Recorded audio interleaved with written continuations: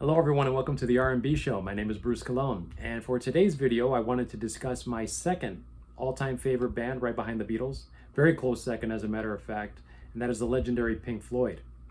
So over the weekend I had a chance to revisit this on Blu-ray, Pink Floyd's Delicate Sound of Thunder concert film. This is the re-edited and restored version that was released a few years ago. And it definitely got me thinking about that post-Roger Waters period in the band's history. This was an era fraught with drama, legal battles, vicious media mudslinging back and forth, a lot of controversy, but ultimately it was a huge commercial success for Gilmour and Company. So what I wanted to do was take a look at the two main studio albums that were released under the Gilmour-led faction of Pink Floyd. For the purposes of this video, we're not going to be discussing 2014's The Endless River, as that's more leftovers from the Division Bell sessions that David Gilmour and Nick Mason went back and finished as a tribute to the deceased Richard Wright.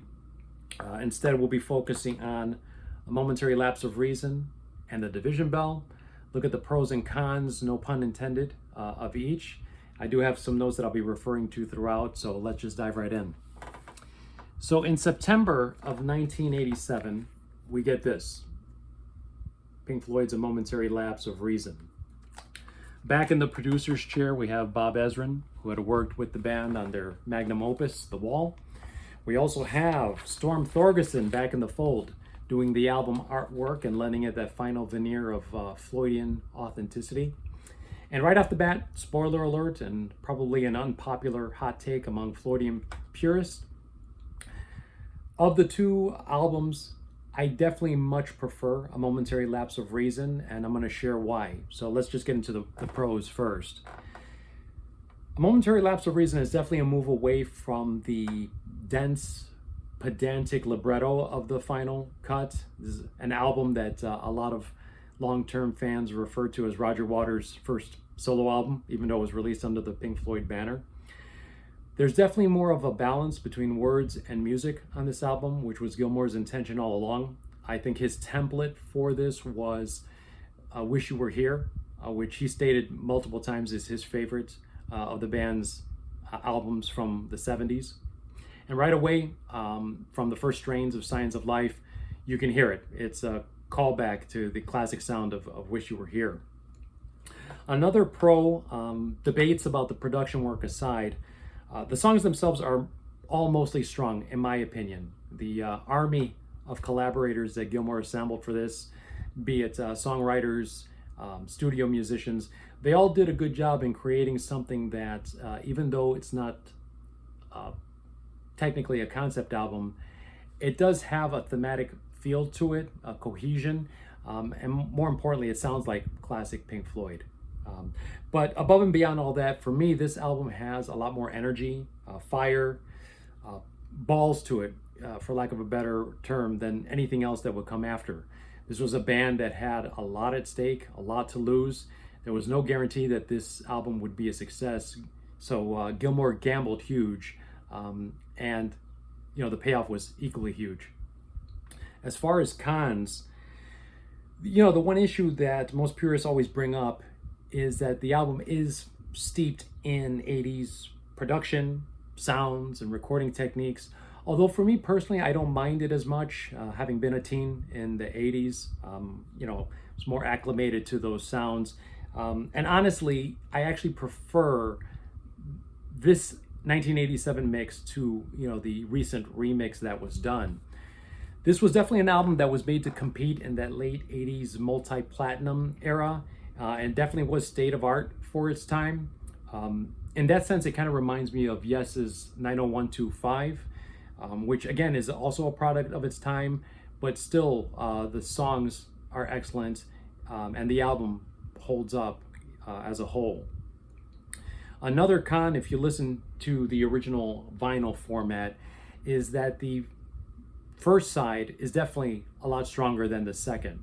Even though the second side does open and close strong with Yet Another Movie and Sorrow, which has remained a concert staple for David Gilmour even into his solo shows.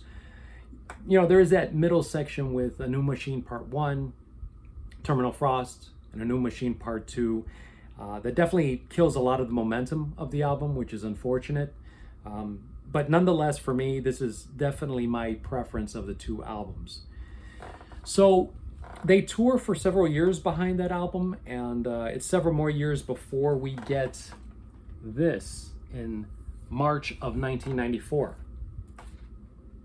the Division Bell. And the advanced single was a song called Keep Talking, which I thought was very strong.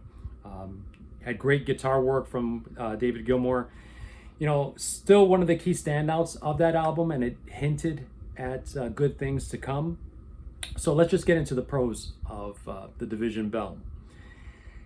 This album features Gilmour, drummer Nick Mason, and keyboardist Richard Wright working once again as a unit in the studio. The tracks emerged out of jams, and the sound is definitely more organic this time around.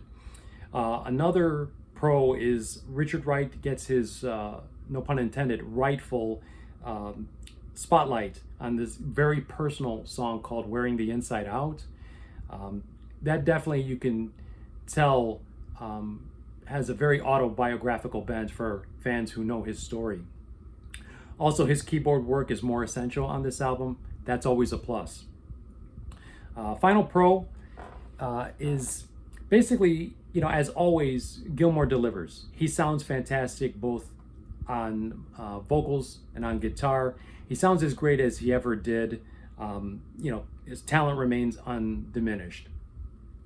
Now, as far as the cons of the Division Bell, much like Gilmour's subsequent On an Island, this is a very, for me, sleepy album.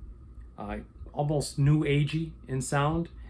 It starts sleepy, it has a long sleepy middle, and it ends sleepily as well. You know, you only have a few tracks that kind of rise above mid-tempo. That's a huge minus for me personally. Overall, also the songs are not as strong as those on Momentary, Lapse. Aside from High Hopes, really nothing has endured in the same way that Learning to Fly or On the Turning Away has. And it's a weird thing, because if you listen to the individual tracks on this album, there's nothing particularly bad or wrong with them, but somehow the flow of the album, there's no other way for me to put it other than sleepy. You know, I remember listening to it the first time and was surprised by how boring a lot of it was, unfortunately. But, you know, even more than all of that, the main con for me is Polly Sampson as a lyricist for these songs. The lyrics on the Division Bell are very, very weak, and that would be a trend that would continue all the way through, Louder Than Words off the Endless River, which is just a set of highly embarrassing lyrics.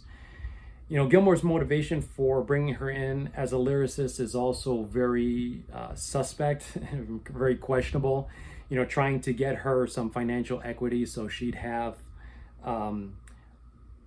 financial independence, so to speak, and would be more comfortable marrying him. You know, it's kind of like the bottom line. And, you know, she's mentioned that and admitted that in interviews as well.